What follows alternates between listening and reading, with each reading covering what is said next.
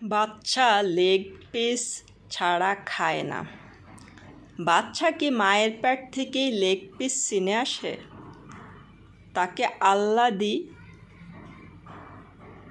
বানানোর পিছনে দায়ী কে?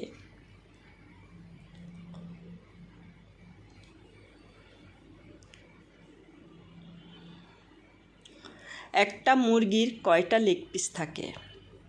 বাসায় কি মুরব্বি কেউ নেই? বাচ্চাকেই কেন লেগ পিস দিতে হবে? ছোটোবেলায় দেখতাম ঘরে বয়োজ্যেষ্ঠ নানা নানু দাদা দাদু বাবা তাদের লেগ পিস অথবা মাছের মাথা দেওয়া হতো, কারণ ওনারা বাসার ঘরের কর্তা, মুরব্বি, সম্মানিত ব্যক্তি।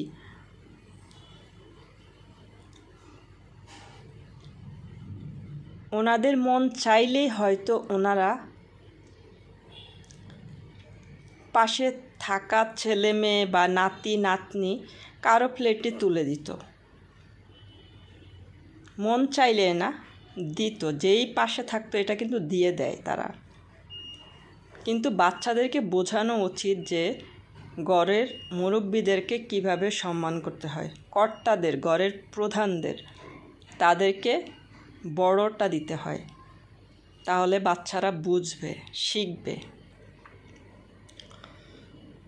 এ ধরনের মুরব্বিদের রেখে বাচ্চাকেই কেন লেগ পিস দিতে হবে? মুরব্বিদের দেওয়া মানে এই না যে তারা বাচ্চাদের বঞ্চিত করে, নিজেই খেয়ে ফেলে।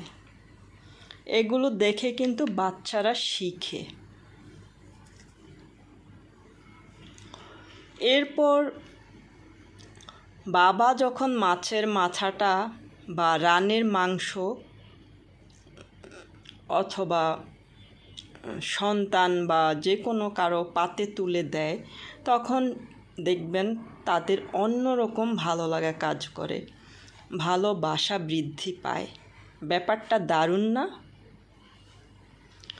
শুরুতেই লেগ পিস সন্তানের পাতে দিলে এই ব্যাপারটা ঘটার সুযোগই থাকতো না।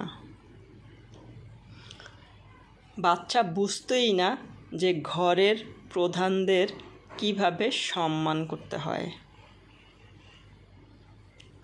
সংসারে মায়েদেরও অনেক দায়িত্ব আছে। তারপরে মায়েদেরও কিন্তু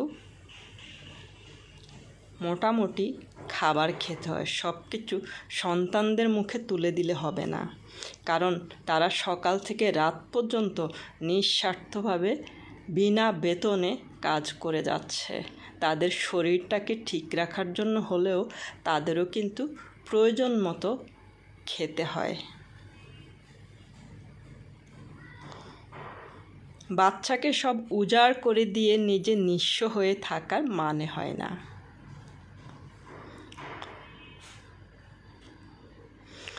সেজন্য মুরব্বিদের পাতে লেগ পিস দিয়ে বোঝাতে হবে উনি পরিবারের কর্তা বা প্রধান। তখন সে বুঝতে শিখবে মুরব্বিদের সম্মান কী। বাচ্চাকে বোঝাতে হবে।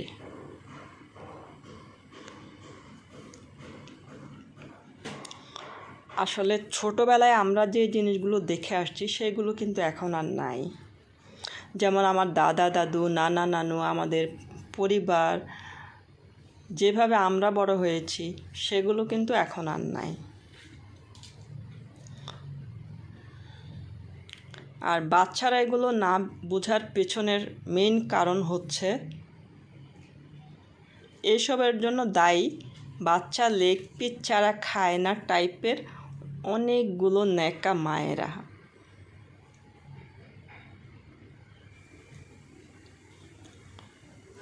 আসলে এগুলো করে কিন্তু নিজেরাই নিজেদের ক্ষতি ডেকে আনছে, কারণ সে মুরব্বিরা কেউই থাকবে না, ঘরের প্রধানরা কিন্তু থাকবে না।